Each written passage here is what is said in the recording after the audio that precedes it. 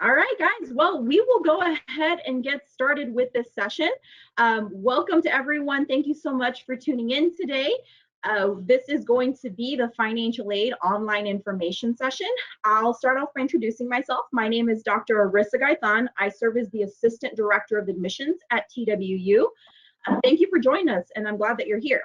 I want to ask that you all please mute your microphones and keep your cameras on during the entire presentation.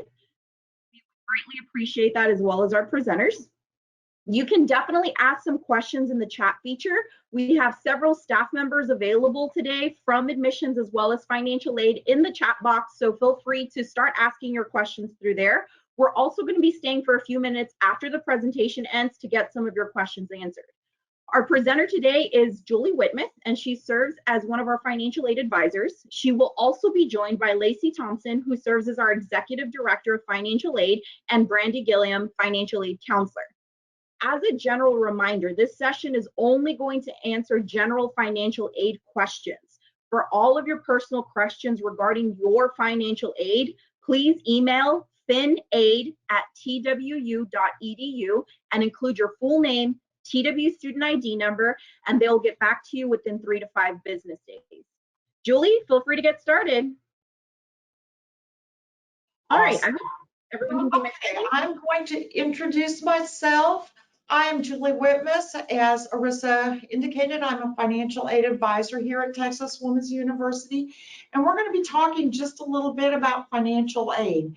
I saw just in the chat when everyone was logging in that we've got a wide range of students here. We've got some that are brand new. We have some that are transfer students. We've got first time in college.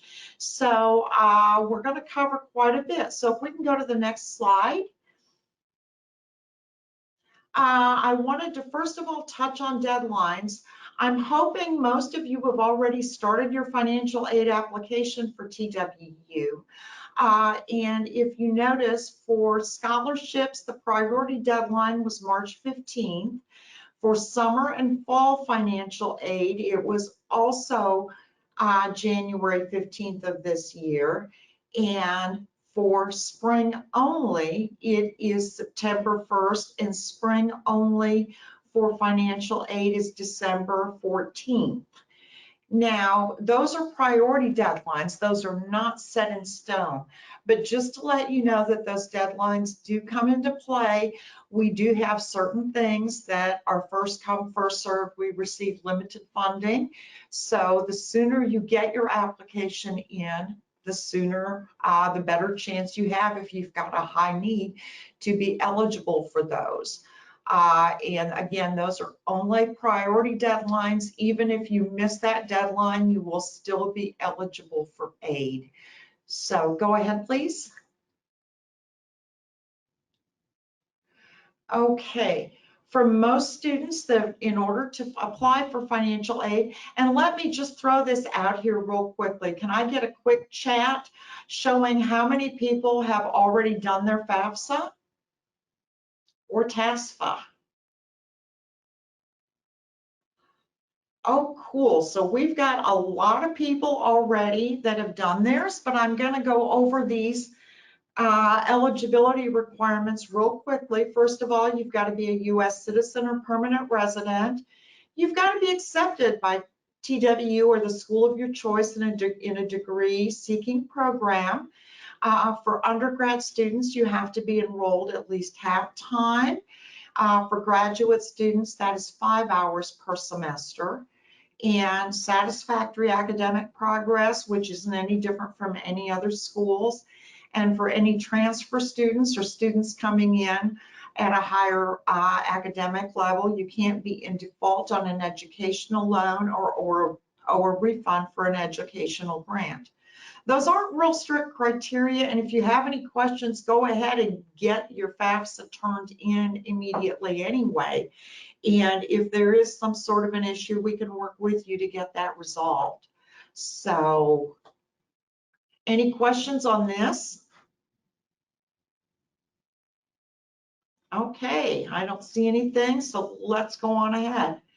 Okay, for those of you who have not already applied, you would do the the 2021 FAFSA. The website for that is www.fafsa.com or fafsa.com or gov. And the TWU school code you're going to put on it is 003646. When you are entering that and putting in all your information, you're going to use the prior year is our technical term here in financial aid. So it is going to be asking for yours and or your parents' income tax and tax information for 2018. So hopefully is my camera not on? There we go. Okay, thank you. Okay, so you are going to use your 2018 tax information, and for most people that should be completed already. And we're going to talk a little bit in a few minutes about the Pioneer Scholarship application, which is online also. And for those of you that aren't aware, or this is the first time doing your FAFSA, you can actually include up to 10 different schools on there. So if TWU is your first choice, you want to put us on there. Or even if we're your second choice, get us on there. That way, in case you decide to come here, you've got the information. Okay, once you submit your FAFSA, you are going to get an email from them with a link to what's called your student aid report. And that is going to summarize all the information that you put on your FAFSA back to you.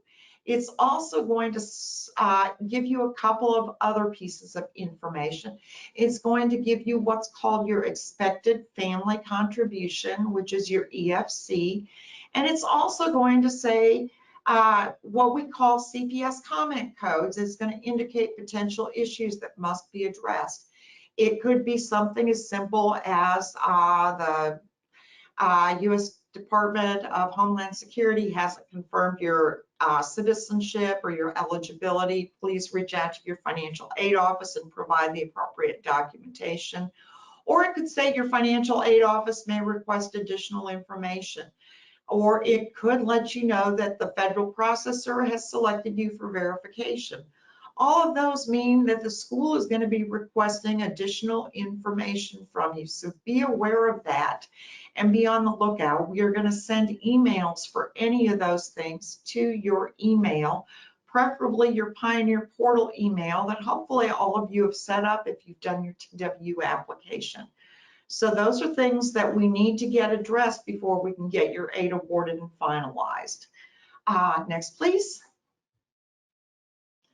Okay, this is the big question everybody asks. How much is it gonna cost me? And this is kind of small print, but basically it shows an estimated cost for students at TWU for 9 months full time, and it is based on 15 hours a semester. So if you are going to be doing fewer hours a semester, it's not going to be quite as pricey. The other thing is a lot of people look at this and they look at that bottom line total and say, well, I can't afford to pay that much to the school. And first of all, for all of our students, the only thing initially that is payable to the school is your tuition and fees. Those are automatically, and that is based on the number of hours you're taking. If you choose to live on campus, and that is the first column, the room and board also is going to be included in what you pay to the school. The other things, books and supplies, your personal expenses or transportation is not per se charges that you are going to owe to the school, and you have a big impact on what those come to.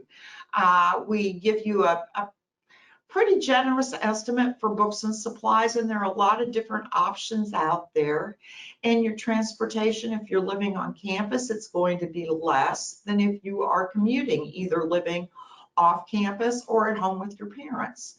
So those are quite a few different variables. So don't freak out at that bottom line. And even for those living on campus, again, you have a big impact on how much that is going to be, because there's quite a range of housing options and meal plan options.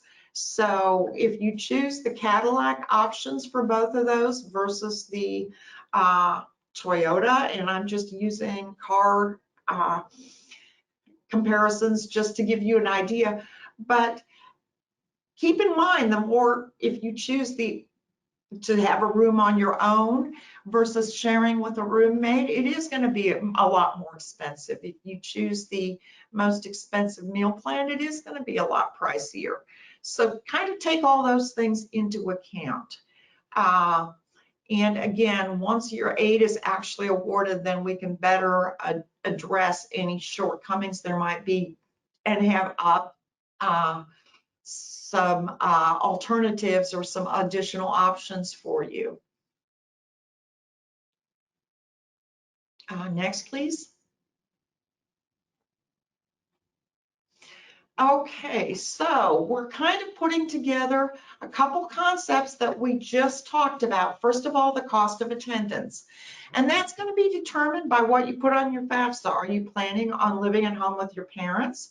Are you planning on staying on campus? Or are you of that age, either have 20 years old or have completed at least 60 hours where you are eligible to live off campus? So that big number, that cost of attendance, minus the expected family contribution that was on your FAFSA. So you take your cost of attendance minus the expected family contribution, and that equals what we call your financial need. And that is a federal definition. So that is not something that we arbitrarily come up with. That's how we come up with that. And so we use that expected family contribution from your FAFSA to kind of determine the appropriate aid offer for your educational cost of attendance. And that EFC is also going to determine the type of aid you might be eligible for if you're an undergraduate. We then try to put together a package of different awards designed to meet your need and your cost of attendance. That's not always possible, but again, that's the time when you reach out to the financial aid office if you have any questions. I'm going to take a quick sip. Am I going too fast for everybody? Any questions so far?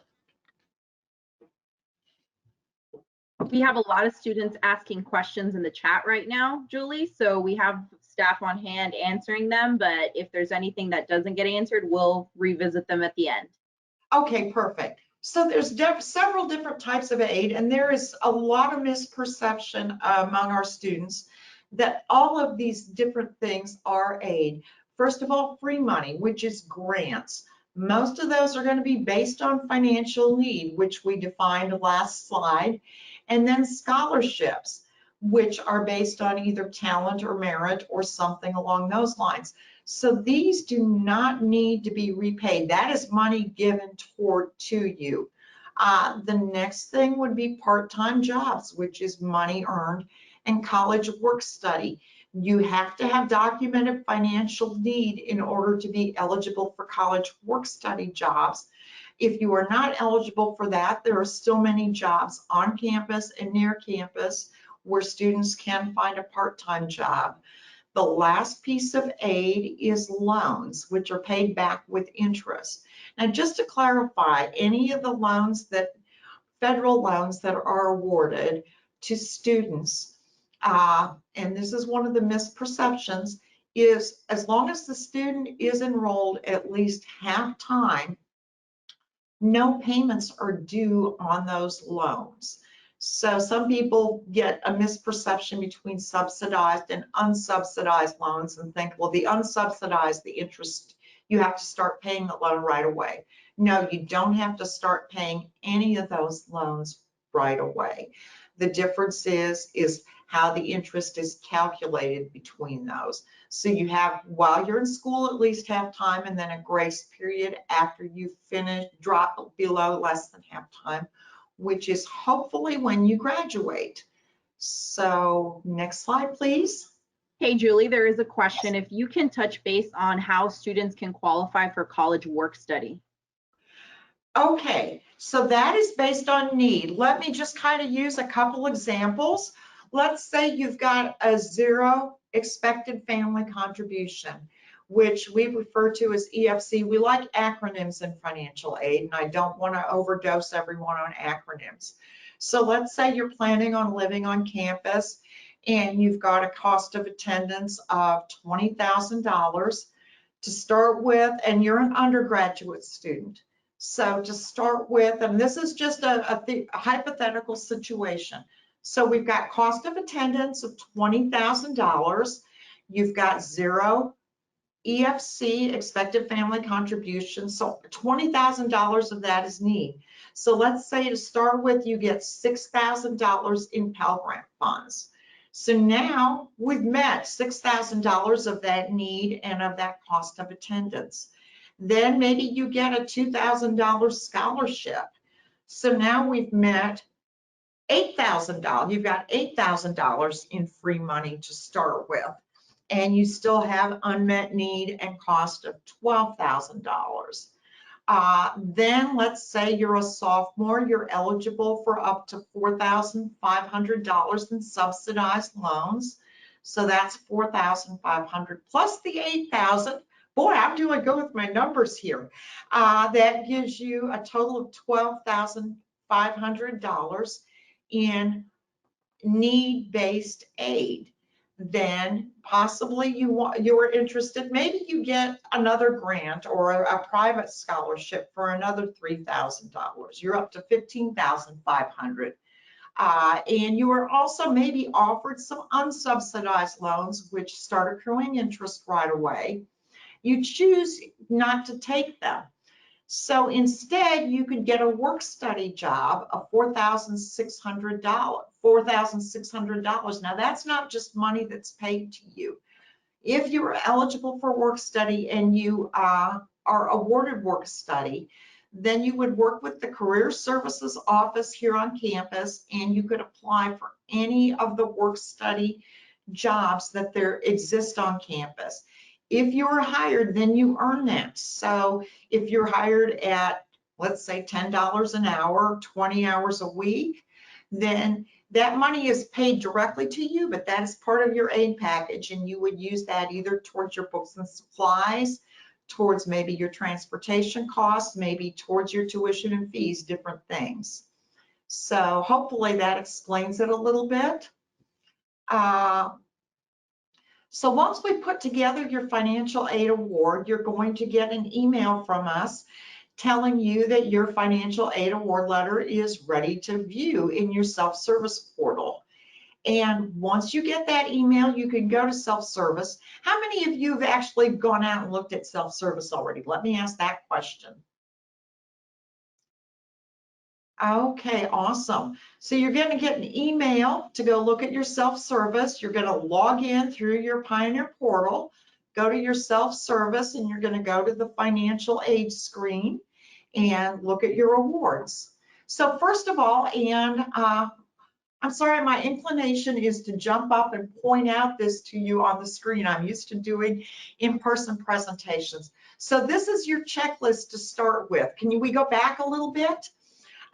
So it's going to show you a checklist, and I want all of you to pay particular attention to this because it is going to talk about if you show that we are still missing something, that's when you want to reach out to us and send us an email.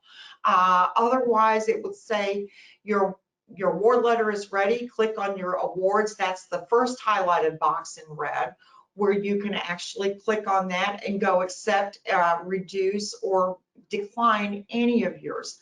Once you have done all of that, then that bottom box is where you e-sign your actual award letter, and that's all the legal verbiage that you have to do in order for the funds to be dispersed. But that whole checklist is there to make sure that you're not missing any steps. So if we can go to the next one. Okay, now we're going to talk, we've talked a lot about financial aid. We're going to talk a little bit about scholarships. And the first step to that is to create a portal account. Then you are going to go to the Pioneer Scholarship System and complete the general application, and then any recommended opportunities. Excuse me. So you're going to go back up one page real quick. On the TWU Financial Aid webpage, under scholarships, there's a link at the very top that says apply for scholarships. Click on that. That's going to take you to the next screen. And then it's going to list all the scholarships that you might be eligible for. And this is going to be based on your information because you're logging in through your portal. So it's going to identify those that you are eligible for. If you're an undergraduate student, it's not going to recommend graduate level scholarships and vice versa. So it's going to list those. You're going to want to apply for there's a general application for scholarships, and then there might be some special ones. So every single one that it lists under the other recommended opportunities will take you to the specific scholarships that you want to complete. And you want to make sure and complete every single one of them. I also want to encourage all of you to look at outside scholarship opportunities, whether it is through your local civic, religious, other organizations. Reach out to those because there are a lot of other private scholarships that you might be eligible for. And some people say, well, it's only $250 or $500. Isn't that better to get that than to pay that out of your pocket, is my reply. So definitely apply for as many private scholarships also that you might be eligible for. Many of the TWU scholarships are also renewable. So they do have renewal criteria of a GPA. Normally it is a 3.0, but those are going to vary by the scholarship as well as how many hours you complete. So make sure there will be criteria when you're awarded that, and it will tell you what you need to do in order to qualify for renewal of that scholarship, as well as the length of time that scholarship is renewable for. Okay, thank you. Next slide. Okay. Now, what you want to do is this is a lot different for those of you that might be transferring from community colleges or other schools, and also for our new students, is as soon as registration opens up, unless you're a brand new student and coming to orientation or doing online orientation, you want to register. You want to meet with your academic advisor first so you know what classes you want to register for. I don't want you registering for something just because it looks interesting. Our goal is to get your degree, so you want to make sure you're registering for classes that are part of your degree plan. So you want to register as soon as possible and meet minimum enrollment requirements. For some scholarships and certain grants, that might be full-time.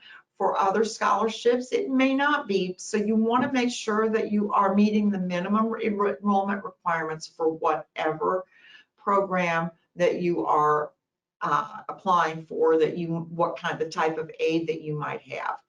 Then you must have accepted the financial aid awards that you intend to accept and complete all the necessary steps for the release of your funds. And those are on your little checklist that we talked about a few minutes ago, the master promissory note and the entrance counseling at studentloans.gov if applicable. So you want to make sure all your ducks are lined up to pay for your classes before the payment is due. TWU payment is not due within 24 hours or anything of registering for class unless you wait until the very last minute. Then if you've taken all those steps, you're registered in enough eligible hours, you've accepted enough aid to cover those charges and taken all the other necessary steps, then financial aid awards are credited directly to your student account, and they are applied directly to any charges owed to TWU the week prior to the start of classes.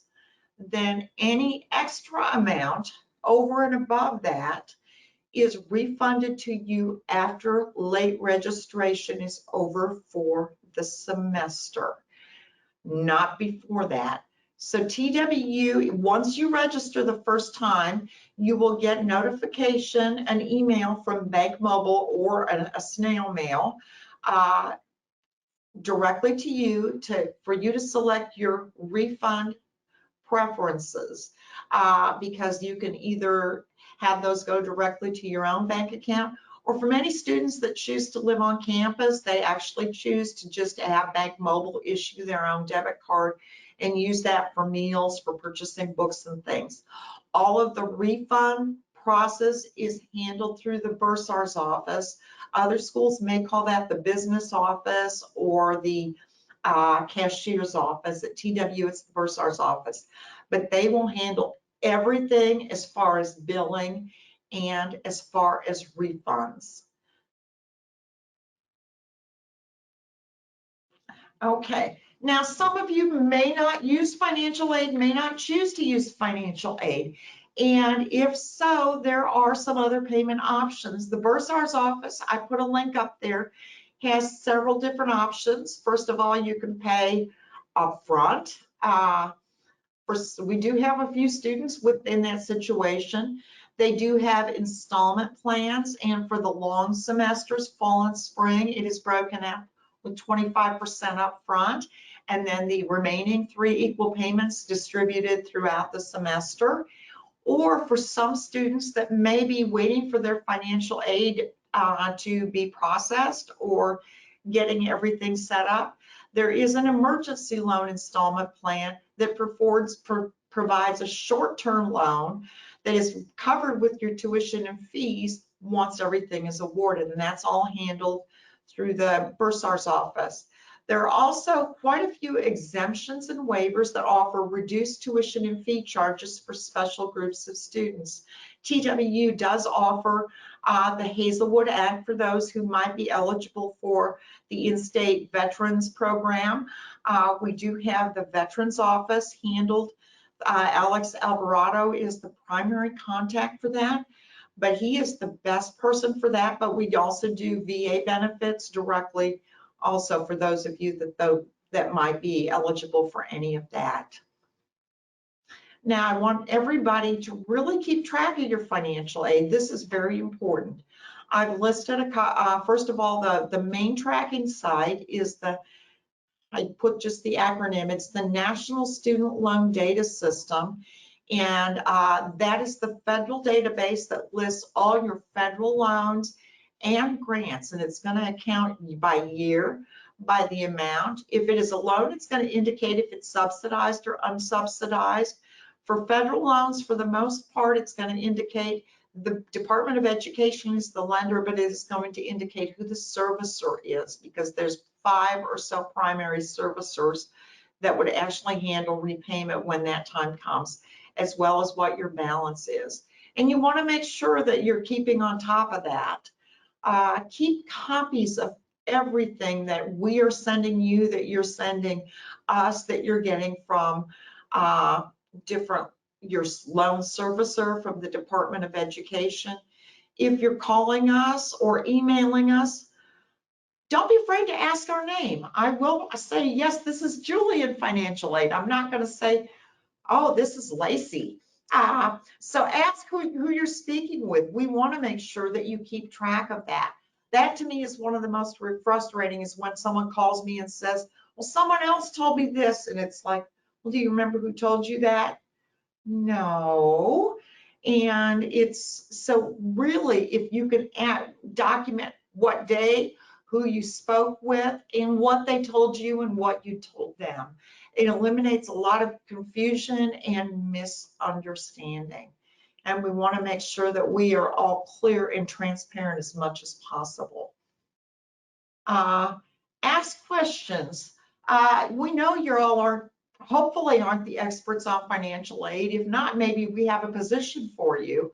And read all the information. Our website has a lot of wealth of information, and I don't think it's too hard to navigate. Don't make any assumptions, and also know that you have a lot of rights, but you also have a lot of responsibilities as a financial aid applicant and recipient. So make sure you understand all those. We've covered a whole lot. Now, I've also put a couple other websites. College for All Texans has a wealth of information. Contact college financial aid offices. Even if you're not sure exactly what you're doing, reach out.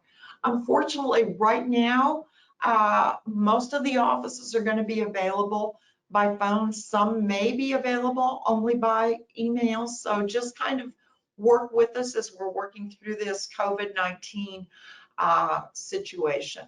Surf this student aid website. There's also a state financial aid number they're open 5 days a week, and they have bilingual operators available also.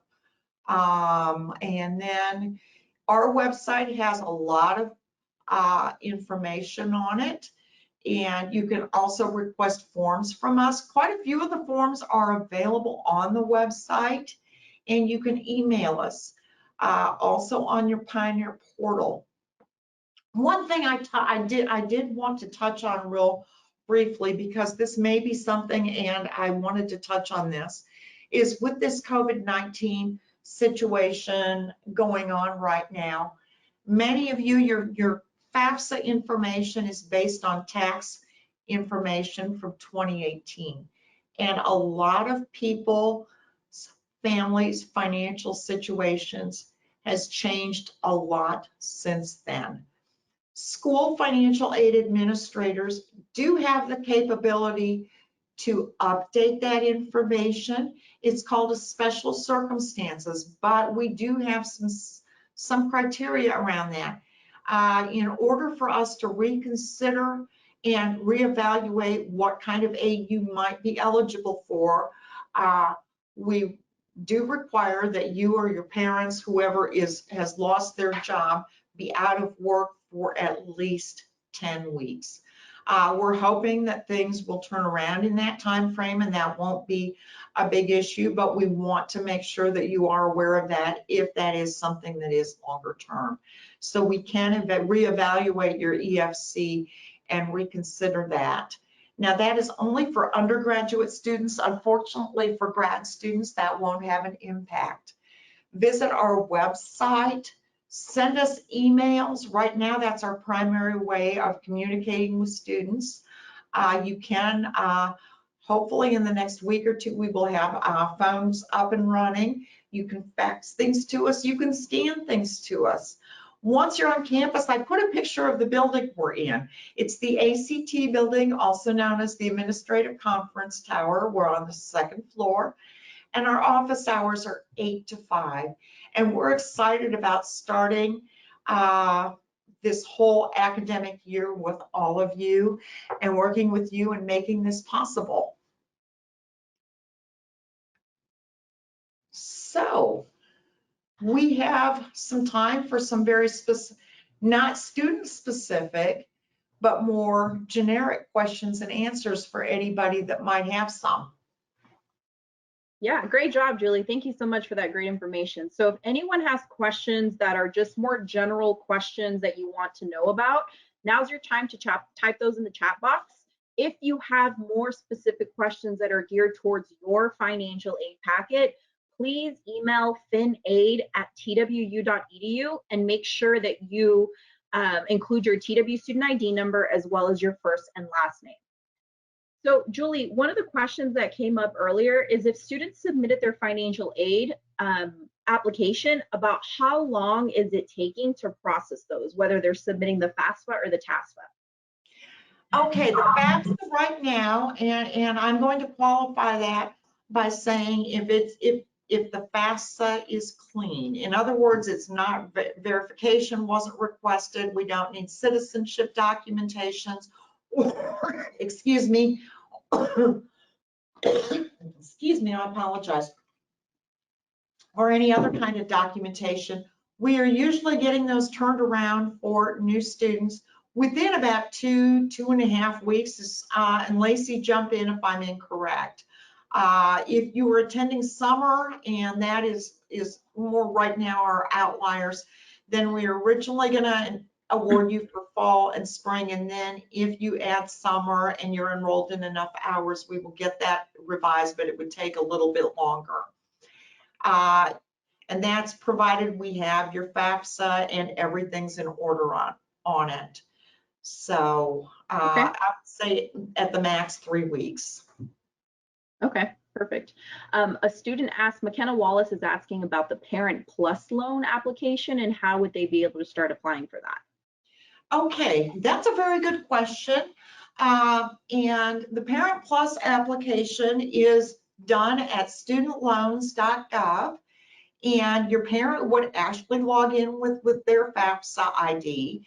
And this is for students who are dependent students, who in other words still have to provide their parental information on the FAFSA, and they would apply for a plus loan. Now, from what I understand, the Department of Education is not opening up that process until today for 2021. So if you have tried to do that previously, they are either telling you it's ineligible or they are considering it an application for this current academic year that we're still in, which is 2019-2020. So make sure that you are specifying it's for 2020, 2021 to do that. Okay, perfect. So we have someone who's a junior in the chat and they want to know when can they start applying for scholarships and for financial aid if they're a current junior, going to be a senior. So they're a transfer student? They're a junior in high school. Oh, okay. Okay, awesome. Yes, my mindset is one way. I apologize. So you want to do your application. If you're a junior, you're going to be a senior this fall. The FAFSA application actually opens up on October 1st for the 2021-2022 year. So you would want to sit down, and again, it's open October 1st, so sit down. A lot of your high schools are going to have FAFSA nights this fall, starting around October 1st, and a lot of times they will invite college people to come, financial aid representatives to come and sit with your school. If not, and you talk to your advisor, your high school isn't doing that, reach out to our Office of Financial Aid, to our Executive Director, Lacey Thompson. She will be more than happy to coordinate that or designate someone to coordinate that. Lacey, I'm not trying to throw you under the bus, but we want to make sure that you students have all the assistance you can when you're preparing. So the FAFSA application will open up on October 1st. And for this coming year, if you're going to be a senior, it would be based on your parents' 2019 taxes and any income you earned in 2019. The scholarship application will probably open up shortly thereafter, and the priority deadline for the scholarship application is going to be next March 15th. So that gives you some time. But again, don't start thinking when it gets to be, oh, November 1st, oh, I got all the time in the world, and all of a sudden you're March 1st and you're scrambling. So be one of those proactive students that is ahead of the curve if you can. Perfect, Julie. Another question that came up is that a student has submitted everything, they've been accepted to the university, but they still haven't gotten their financial aid packet. Could there be anything preventing them as to why they haven't received it yet? There could be a couple of things, and what I would strongly urge the student to do is, first of all, and there's so many different possibilities. First of all, for the student to go into their self-service portal and look and make sure it shows that we've received your FAFSA, that everything else, it may show that we're waiting for something, that you were selected for verification, or it could say waiting for cancel or review, which means there's something that was, I don't want to say unusual, I don't want to pick on you, but sometimes it could be as simple as citizenship documents that we still have to request, or transcripts from someplace that we need to get from you. So take a look at your portal, first of all, or your self-service screen, to make sure everything is there. The other thing, and this is pretty common with students, especially new students to TWU, is when you apply to TWU, you apply using applytexas.com. And one of those little quirks is that Apply Texas does not require your social security number. So you can get into the TWU system, get accepted to TWU, and we don't have your social security number. Unfortunately, FAFSA asks for social security number. And in order for us to access the social security number or your FAFSA, we need your social security number. So if you did not provide that to us on applytexas.com, we have no way to access your FAFSA. So if you go to your self-service and it shows we're still waiting for your FAFSA, that is most likely the situation. But I urge you, first of all, before you start panicking, is send us an email just asking if that's the issue. It might be something else. So we really don't want to, there's a real simple fix for that if that is the situation through the registrar's office. But that would be the most common thing. The other thing we do run into at times is a student did their FAFSA last October, and let's say they're a transfer student. And we've had their FAFSA, everything's in line, everything's perfect, but you applied to TWU, let's say in January, and our admissions processing was requesting additional transcripts from you before you were admitted. For sure, they needed to review things. So we have students who have done their FAFSA, they've applied to TWU, and we've got everything we need, except that you just got accepted to a degree-seeking program last week. So that's what starts the clock then for that 2 to 3 weeks before we get your aid awarded, is when were you accepted. We may have had your FAFSA since October 1st, but if you're not actually a student in a degree-seeking program, we can't do anything. Those are probably the two biggest reasons why, if we've submitted everything, or again, that there's something, or you were selected for verification, we're still going through that, or we need documents. Okay, perfect. Thanks, Julie. So it seems that a lot of people are answering questions within the chat.